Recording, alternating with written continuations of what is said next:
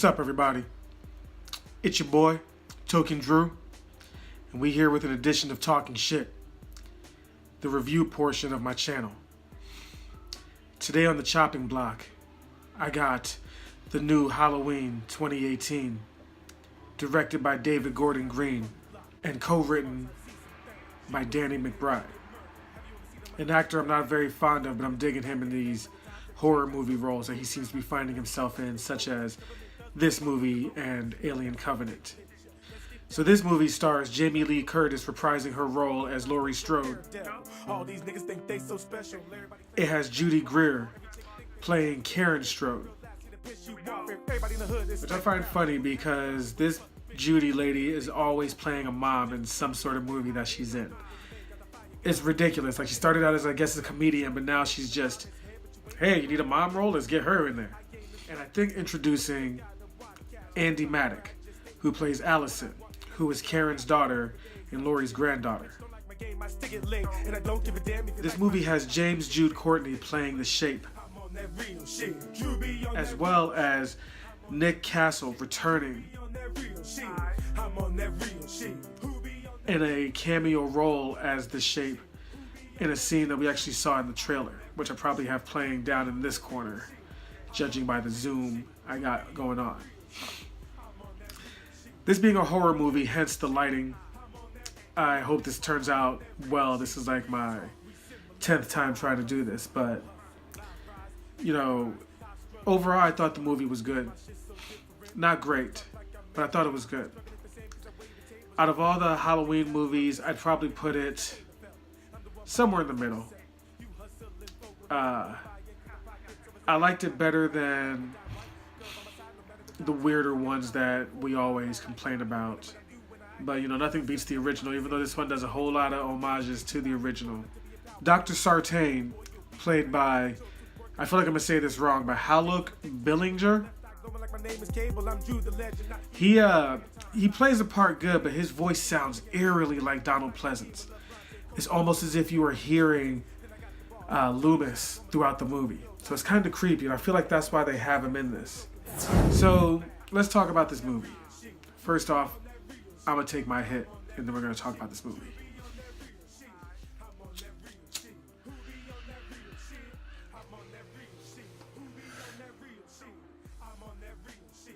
The movie, it has some weird pacing issues. It just seems to be hopping all over the place. I get they want to hurry up and get you to the Halloween night portion of it, but it goes by so fast, you know what I'm saying? And they don't really have time to develop the characters. You know, we're going into spoiler territory here, so you know how we roll up, throw that spoiler sign up on this bitch. The people that we see in the trailer, the ones who are, I guess, trying to interview or learn more about Michael Myers,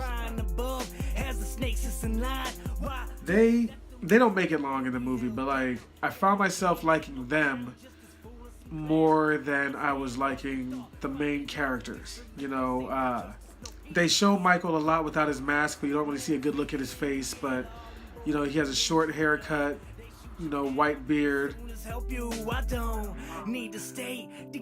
it looks dope. I'm not gonna lie. He looks like, you know, he looks human.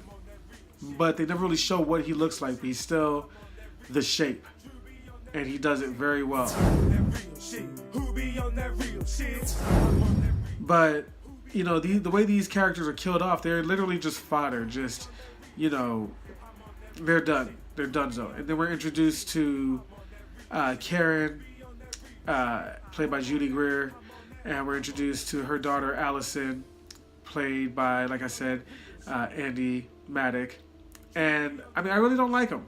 You know, Judy always plays the same character in all her movies. They finally introduced Jamie Lee Curtis, Laurie, and she's a badass. You know, real shit, she's a badass. She has PTSD, so she's fucking crazy, but it makes sense. She wants to kill Michael. She wants to end it. I dig it. And she's a badass. The dad, whose name I can't even remember, and I didn't even bother looking it up, you know, he was funny. He reminded a lot like me being a father, you know, how I interact with my kids. He seemed very down to earth, but, you know, at the end of the day, he was just fodder.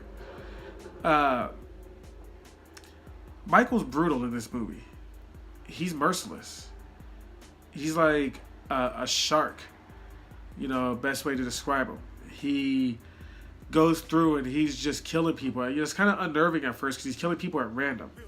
You know, it'd be one thing if we were introduced some of these characters so we felt something when they died, but a lot of them are just literally people in the way. Just like he just walks into a random house and just kills people. Like, you know, I get what they're going for. You know, motherfucker even kills.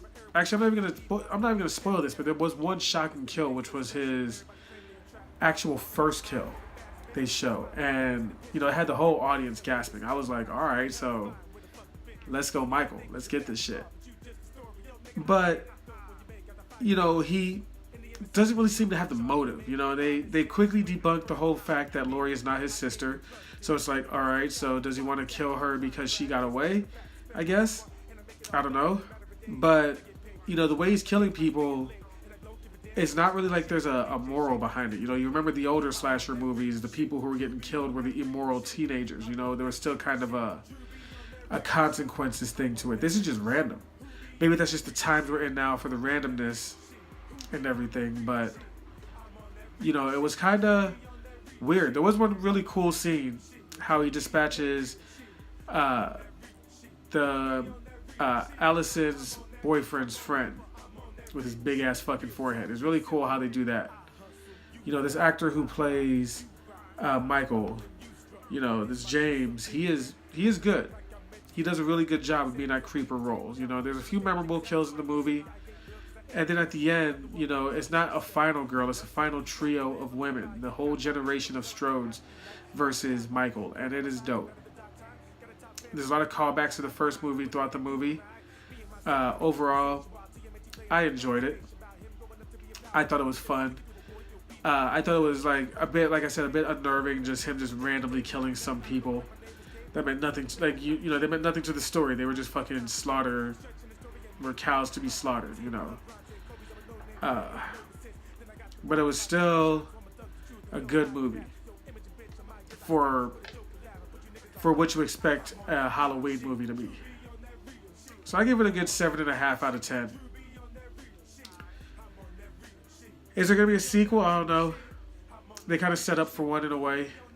I'm not going to talk about how the end goes because I don't want to spoil the whole movie for you, you know what I'm saying? So anyway, I'm going to wrap this up. I'm your boy Token Drew. And this has been Talking Shit. Thanks a lot for watching. I don't have a tagline and shit yet, but peace. Haha.